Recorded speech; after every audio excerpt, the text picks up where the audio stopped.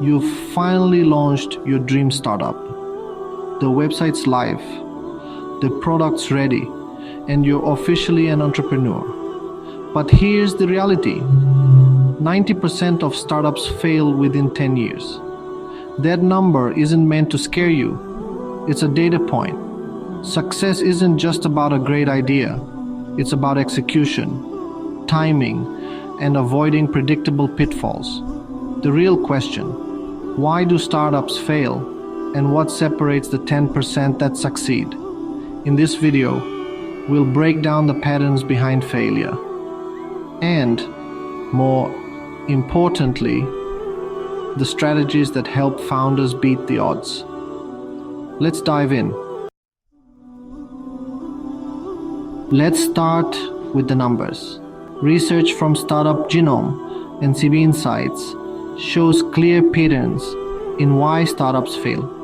The top reason? No market need. Building something nobody wants. Next, running out of cash. When the money dries up, it's game over. Other big killers: the wrong team, getting out-competed, and pricing or cost issues. These aren't just statistics. They're lessons from thousands of founders before you. Every failed startup is a case study. By understanding these patterns, you get a roadmap of what not to do. Don't just memorize the list.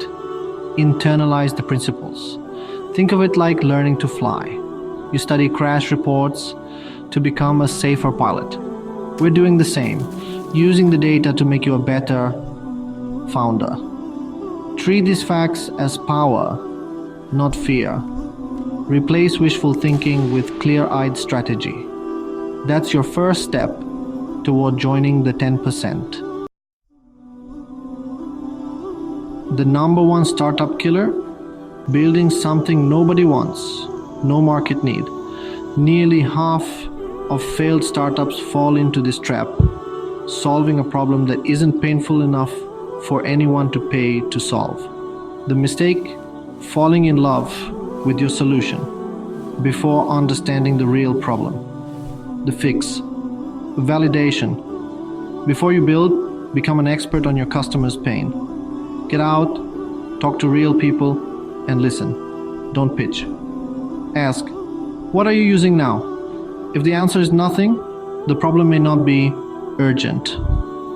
Test demand with a simple landing page or pre-order button. Are people signing up or paying? Market fit is a process, not a destination. Your idea is a hypothesis. The market is the test. Be ready to pivot if the market says you're wrong. That's not failure. It's learning. The best founders are obsessed with solving the customer's problem, not just building their original idea. They adapt, pivot, and build what the market actually wants. That's how you avoid the number one killer. The second biggest killer? Running out of cash. It's rarely sudden. It's a slow burn of small financial mistakes. Premature scaling is a classic. Spending big after early traction, but revenue lags behind. The solution? Lean operations. Question every expense. Focus spending on building the product or getting customers. Know your numbers. Burn rate, runway, customer acquisition cost, lifetime value. Keep a simple financial model and update it religiously. Raise money when you have momentum, not when you're desperate. Managing cash flow is about managing risk. Giving yourself time to find product market fit and pivot if needed. Cash is oxygen. You need enough to weather storms, not just survive.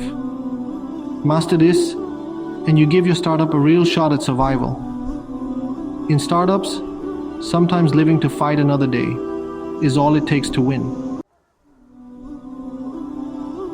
Even with a great idea and cash, the wrong team can sink you. The third most common reason for failure: not having the right people. A startup is a team sport.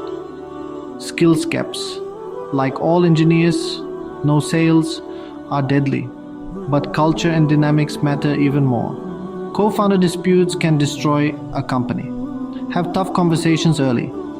Formal agreements on roles, equity, and responsibilities are essential. Early hires shape your culture. Hire for mindset and adaptability, not just skills. One toxic person in a small team can kill momentum. Build a culture of accountability. Set clear goals, give autonomy, and celebrate wins together. Be intentional about hiring. Use trial projects, multiple interviews, and check for cultural fit. Ask. Tell me about a time you failed. The answer reveals character. Building the right team is slow, but it's your highest leverage investment. Get this right, and everything else gets easier. The right team is your startup's engine. If you think you have no competition, you're probably missing something. Getting outcompeted is a top reason for failure, often by faster, more innovative startups or indirect solutions. Your competition is anything your customer might choose instead of you. Do your homework. Map the competitive landscape, know their strengths and weaknesses, and understand their customers. Don't copy, differentiate. Why should customers pick you? We're cheaper isn't enough. Find your sustainable edge, better tech, user experience, brand, or service. Revisit your competitive analysis regularly. Markets change fast.